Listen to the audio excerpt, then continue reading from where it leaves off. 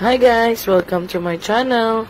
So for today's video guys, ipapakita namin sa inyo kung gaano karami yung gold dito sa Macau.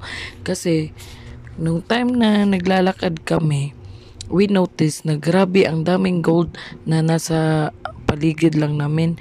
So we decided na we're gonna take some videos para makapakita sa inyo.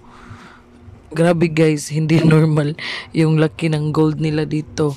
Kung sa Philippines may nakita kayong malalaking gold, hindi pa yun yung pinakamalaki guys. Kita nyo, tingnan nyo yung sa video. Grabe, kung ikaw na yung susuot ng gold na yan, baka putol yung leeg mo.